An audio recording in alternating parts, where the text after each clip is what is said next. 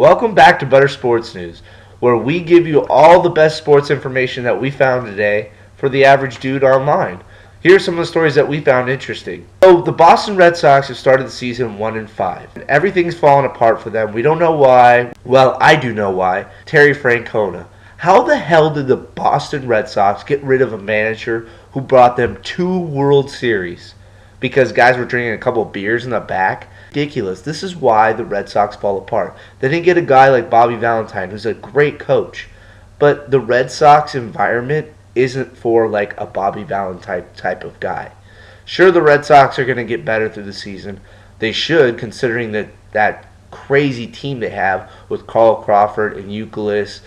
What I think the big problem here is for the Red Sox is the organization now is starting to get desperate, where they don't know where to go. So they're pointing fingers, and now there's an article by Tom Verducci about how Kevin Euclid is one of the problems for the team. He's hitting 165 since August of last year, including this year. I think it's a pretty bogus article. I have no idea why this is even mentioned.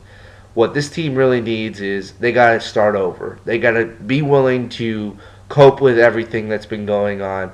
Falling apart last year really hurt them.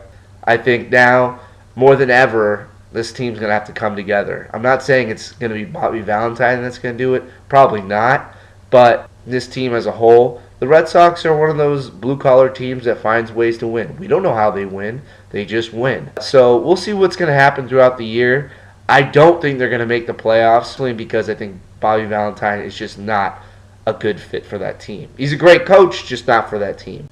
And now over to the crosstown rivals, the New York Yankees. Ben Roethlisberger tweeted a picture today of him at Yankee Stadium. The Yankees are going to be playing the Angels, and I could not fucking care less. Ben Roethlisberger, I hope you rode over there without your helmet and something happens to you afterwards. I'm just kidding, but seriously, Ben Roethlisberger, no one gives a flying fuck that you're at Yankee Stadium, even though I'm talking about this topic. So I came across this cool Twitter feed. It's about OMG Facts Sports. It's a great little facts site, and one of the topics was how 125,000 balls are actually in the water in the 17th hole at Sawgrass. That's pretty cool. I mean, I never knew that. I'm not like the biggest golf guy, but I do like to go golf when I can. So this is actually a pretty fun fact. 125,000 balls a year. That's just crazy to think about. And then my last topic that I think that's coming to fruition like it does every year, the LeBron James choke. I think LeBron James is one of the best basketball players in the league. He's definitely the most athletic basketball player probably ever to live. He can literally play any position and he can do it all. But he always finds some way to not win. I know it's, cliche and everyone always bags on LeBron, but there's a reason why everybody bags on LeBron. He finds ways to lose. Last night, they were playing the Bulls. They go into overtime, lose it. LeBron's blamed for it. He goes 3 of 7 in the fourth quarter, has 9 points. They blame him.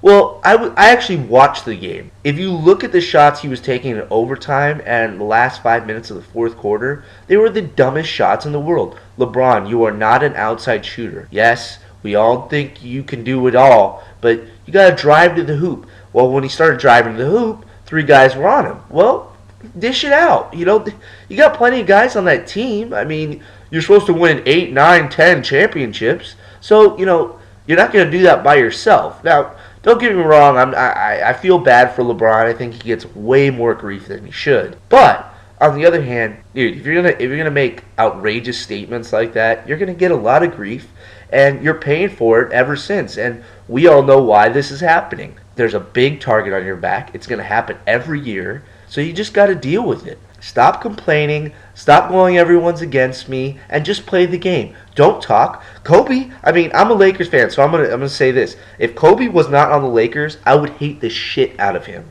I would hate him so much.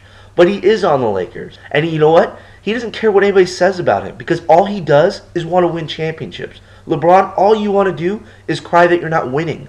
So the only thing you have to do is just win and shut the fuck up. That's all. Now, since the Bulls are 4 games ahead of the Heat, it looks like the Bulls have sewn up the number 1 seed and are the best team in the NBA.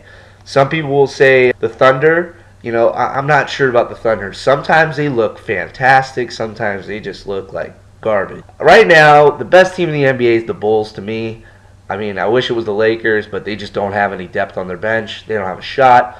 But right now, I'd say the Bulls. So these were the best topics that we thought that we could share with you at Butter Sports. You should check out our website, butter.net, BUTR.net. This is D-Man signing out for Butter Sports. Hope you enjoy. Rate, comment, and subscribe. Thanks, guys.